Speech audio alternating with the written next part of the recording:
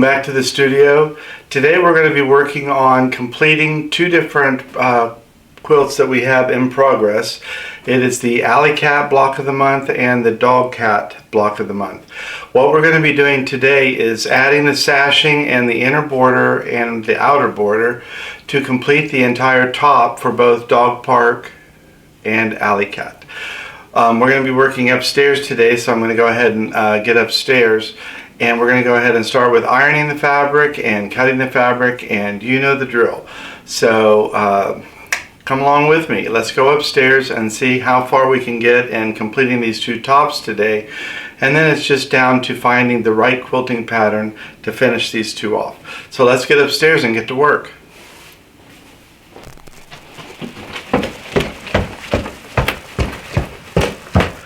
Don't just sit there, come on.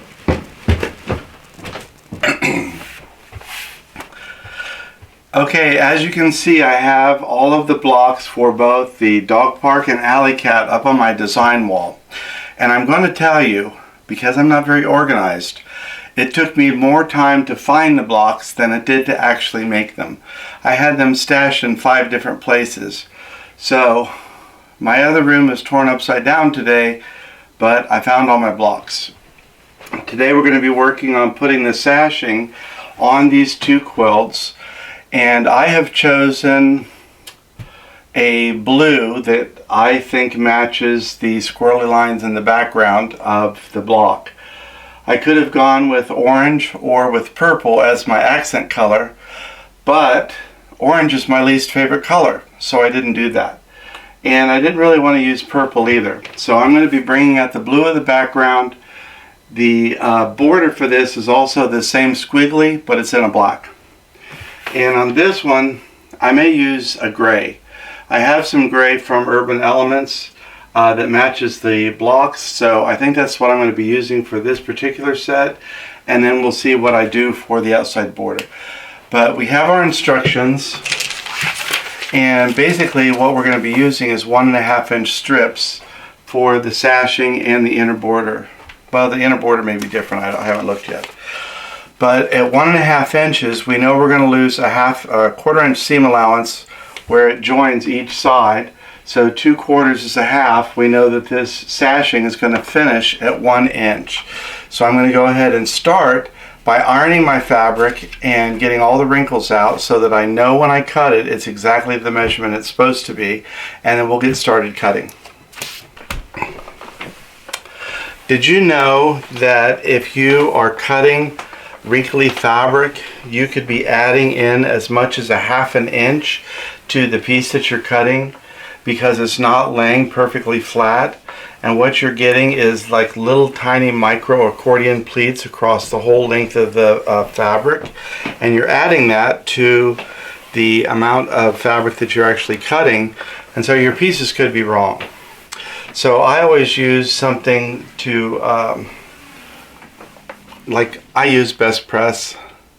That's just what I use up here, but it gives me a nice crisp finish, and I always like to use a nice hot iron and get all my pieces ironed. I only need about 7 inches of this to do all of the sashing, so I'm not ironing the whole piece. But when I do my inner border, I'm going to go ahead and cut down the length just because I like nice pieces, solid pieces that aren't joined if I don't have to. And I did buy this fabric specifically for this project, so I don't have any problem with cutting it up both on the cross grain and the length grain. So I folded this in half just the way it comes back off of the bolt, and we're going to lay it down and do some cutting.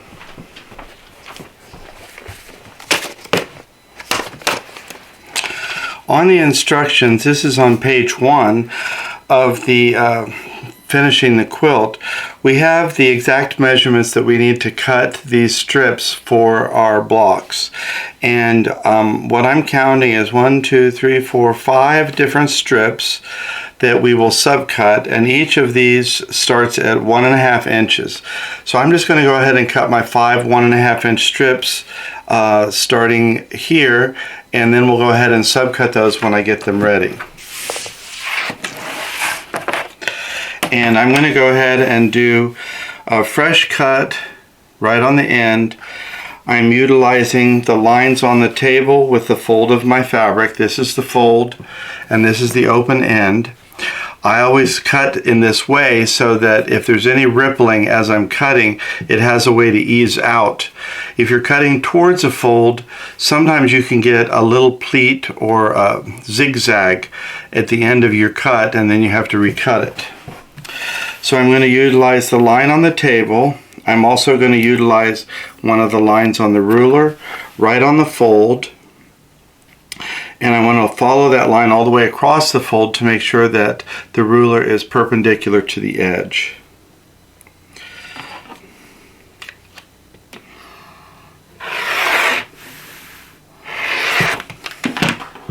And there I have my clean cut. Now all I have to do is come over 1.5 inches. So I have my 1/2 inch mark right on a solid line here. And you can see I have one and a portion, and that portion is my half. That's one. Come over to the solid line this time. We're back on the lines of the ruler of the table. Now we're going to go back in between, so I have to use my 1/2 inch mark.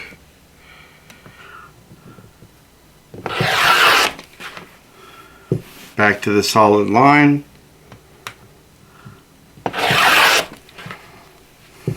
And the half mark again. That's the 5 strips I need to complete all of the inner sashing pieces for the entire project in this color. I'm going to be utilizing this again when I get to the inner border, but we'll worry about that later. Now that I have my 5 strips cut, if I look at the instructions, I can see that 2 of the strips are cut exactly the same. Then the next 2 strips are cut the exactly same for those 2, and then the last one is cut differently. So I can stack 2 of these strips on top of each other and 2 here, and then leave the final one. To do that, I'm going to open these up so that I can see all the way down the length of the piece to make sure that they're lined up. Another trick for doing this, if you're worried about them slipping a little bit, is ironing them one on top of the other. Quite often that helps get the pieces to stick a little bit. And that is it for this strip.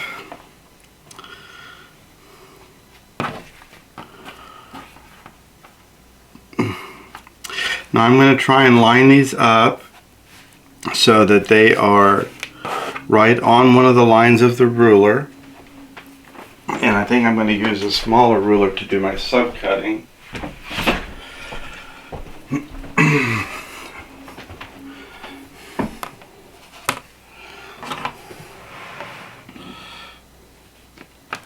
I'm going to do a clean cut here at the end.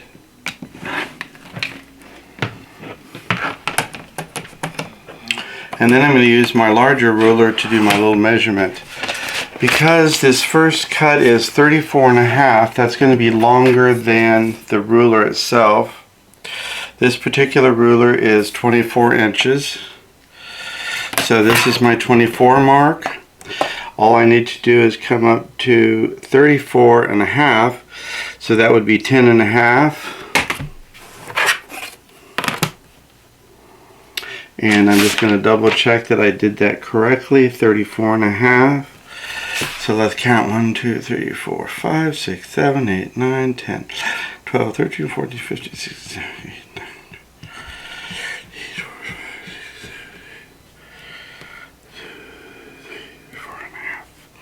19, 34.5 exactly.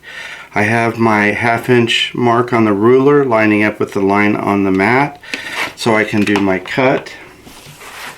And this is the first 2 strips for our piece. Done. This, I guess, is not going to be long enough? No, because the smallest piece we have is 10.5 inches, so that can go in the scrap pile. Now we do the next one in the same way, and we're just going to lay this flat. Lay another one on top of it carefully. Now you of course could do this separately. It may well take me as much time to stack it as it would for somebody to cut twice, but do whatever you're comfortable with in your studio.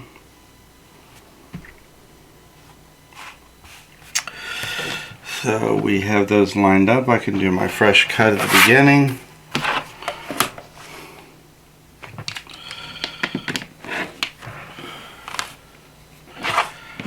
That wasn't very effective.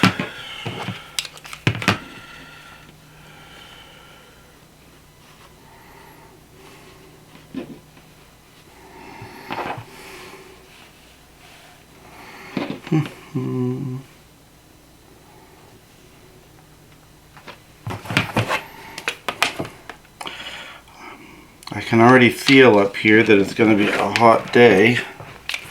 My forehead is sweating. So on the second pieces we have 1.5 by 21.5. That we can measure with the ruler. Lay that on here and we go to 21.5.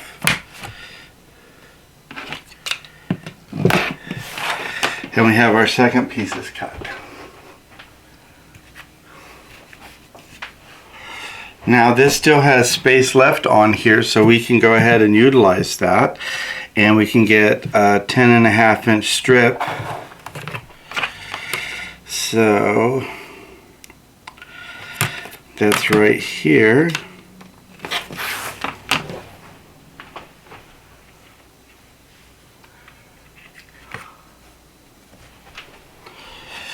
Let's see. I think we can get another 10.5.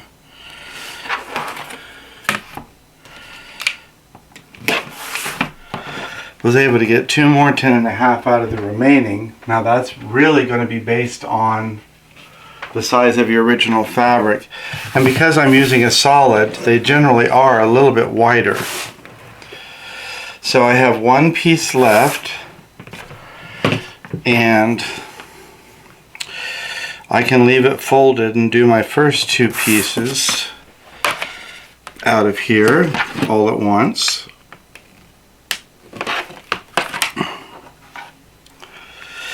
If I go over 10.5,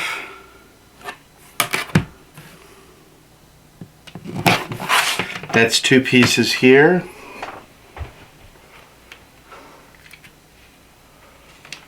And I can get my other piece out of here, but I actually don't think I need it since I already cut the extra.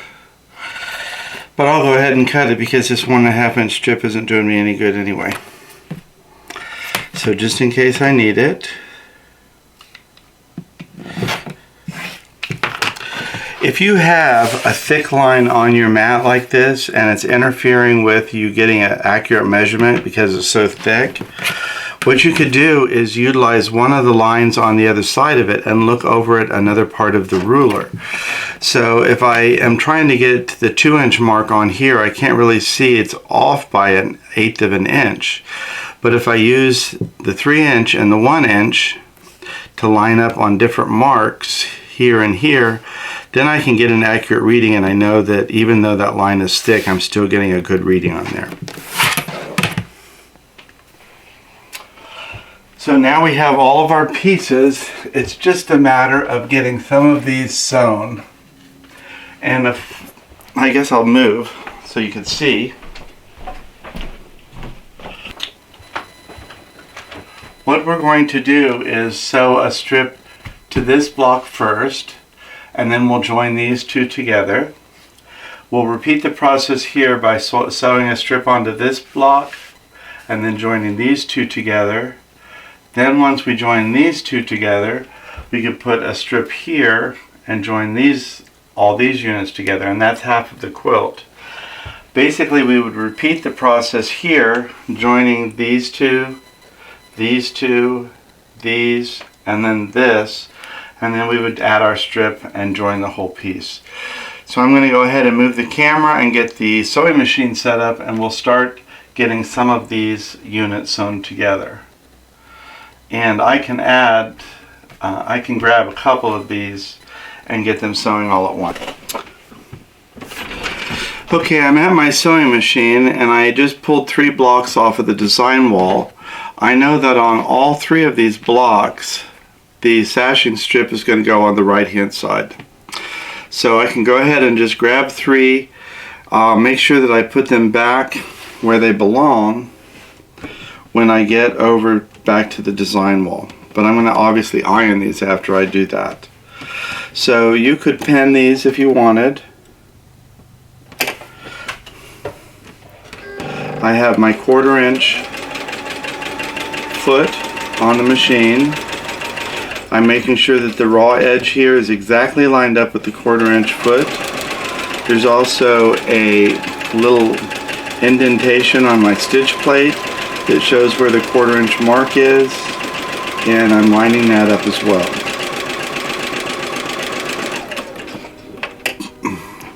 I'm going to go ahead and strip piece this. Strip piecing is just a process of chain stitch. Well, actually this is chain stitching. We're just going to keep sewing one piece after another so that I'm not wasting fabric or a thread at the beginning and end of each row. I'm going to just keep double checking that my raw edges are lined up.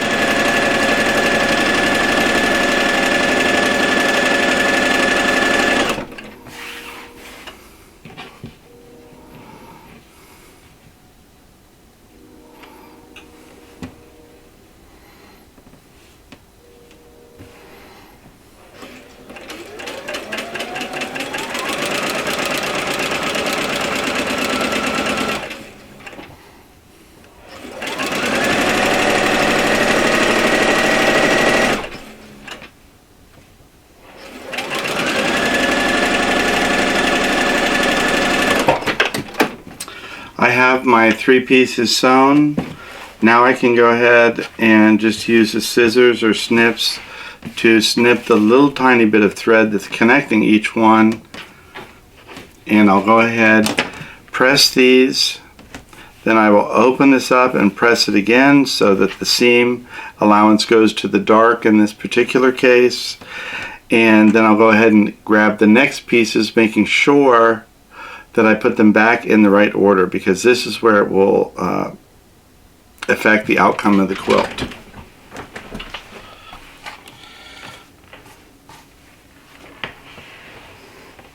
I am looking at my master diagram to make sure that I get these back into position in the correct place.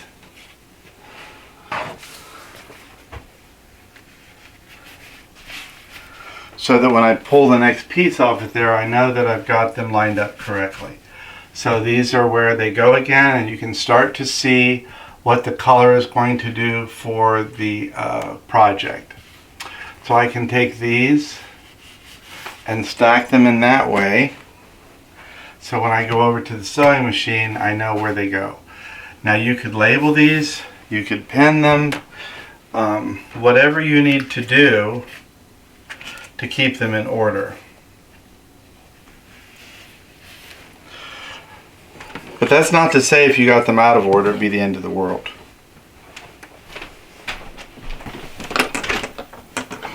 How many of you drink a hot beverage on a hot day?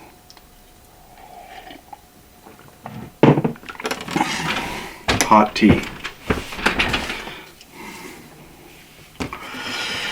Now I just want to take some time, make sure that my second block is lined up. I want to make sure that the top edge is nice, the side edge, and then I can go ahead lining this back up with my 1/4 inch seam allowance, my foot, and the indentation on the sole plate.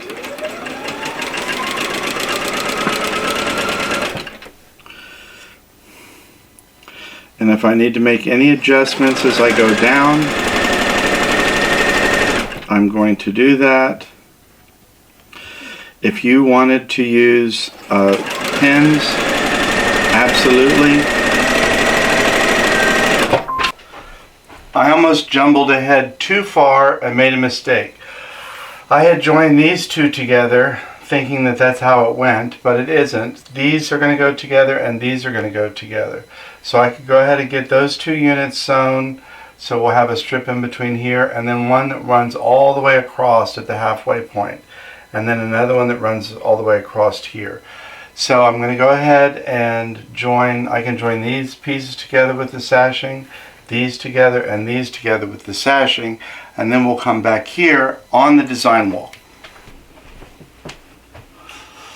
I have all of my inner sashing on, and I have the blocks trimmed up where I needed to.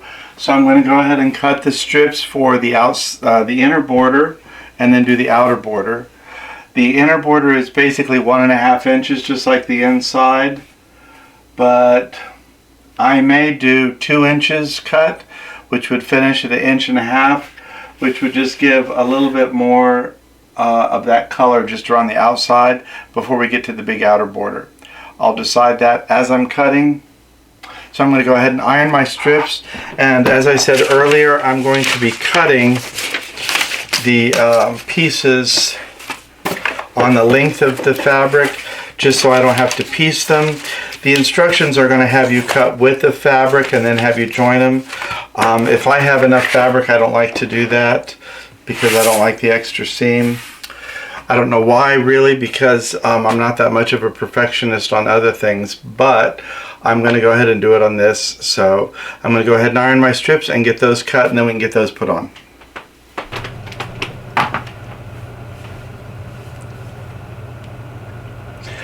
Well, it looks like I have the sashing in and the inner border, so it's time for me to get the outer border ready.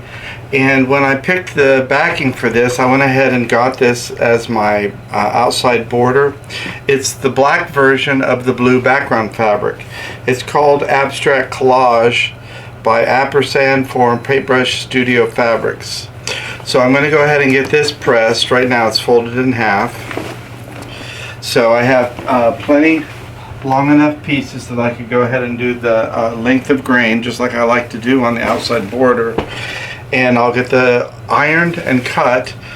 According to the instructions, these are 4.5 inch strips, so they would finish at 4 inches on the finished quilt.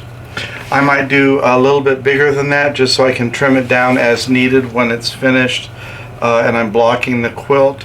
So I'm going to go ahead and iron and cut some strips, and we'll get those tacked on there. Ta-da! This is one down. I have all of the blocks appliqued. I do have to go back and add some of the overlapping appliques still, but I have the inner sashing on, I have the inner border, and I have the outer border on. And I'm happy the way that this abstract print played out with the lighter color on the inside and the darker for the border, so it contains the design. It still looks like balls of yarn to me that the cats have strewn all over the house. So pretty much I'm really happy with this. All we have to do now, put the final appliques on, and we have to go ahead and get this quilted, but that won't be this video.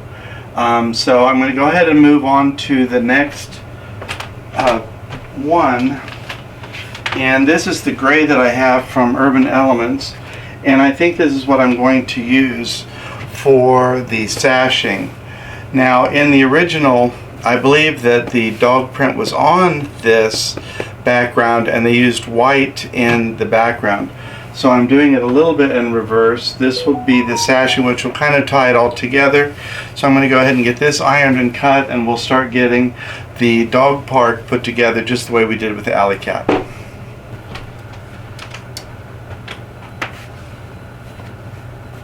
Okay, I've started cutting the strips. I have all of the 10.5 inch strips. Actually, I have all the strips cut, but I've only put these up here. So you can start to see a little bit of the value contrast of the sashing and the block.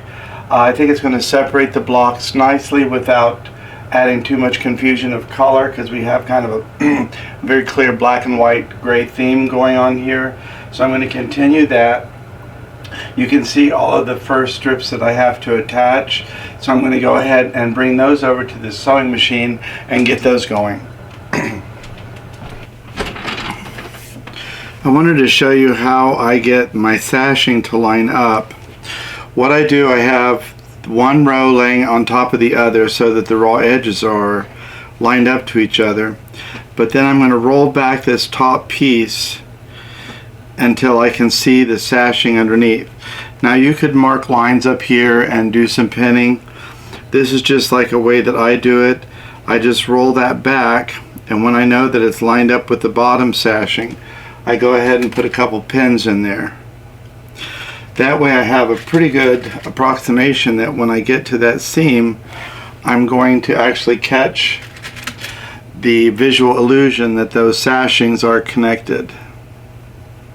So I'm going to go ahead and do, let's see, is there another one on here? Yes, there is. But this one doesn't have a block, so I don't have to worry about that one. So I'm just going to go ahead and pin the rest of the way across and sew this up, and this is my last row to attach, and then it's just onto the inner border. I'm not sure if I'm going to put an outer border on this today, because to be honest, I haven't decided if I'm just going to repeat the newsprint or if I'm going to try and look for something else that might be a little bit more dramatic. I might look for a whole different type of newsprint fabric, maybe rolled up newspapers or something. But I'm going to go ahead and get this sewn up, and then we'll get this up on the wall. I always like to look at something before I cut or start if I can, and figure out if I can do something without a seam. Now if we put this top piece on and the bottom piece on, we've enlarged the piece by 3 inches, the length of the side. In my case, it's actually going to be, we've increased it by 4 inches because I've made 2-inch strips. But if I sew the side pieces on first, you can see I can just barely get those sides on. And because the width of fabric was plenty long enough, if I add the side pieces on first, the width is not going to increase enough that I would have to piece any of my strips. This is just width of fabric goods. It happens to be almost 44, maybe close to 45 inches. So I'm going to go ahead and attach my 2 side pieces first, and then I can go ahead and do the top and bottom, and that way I won't have any seams required anywhere on the inner border. And once I get to that point, then I'm going to quit, because I just don't know what border I want to use today, and I don't want to hurry and flop something on there and then wish I'd waited. So it's not going to get quilted today, so I'm going to go ahead, do my inner border, and pause.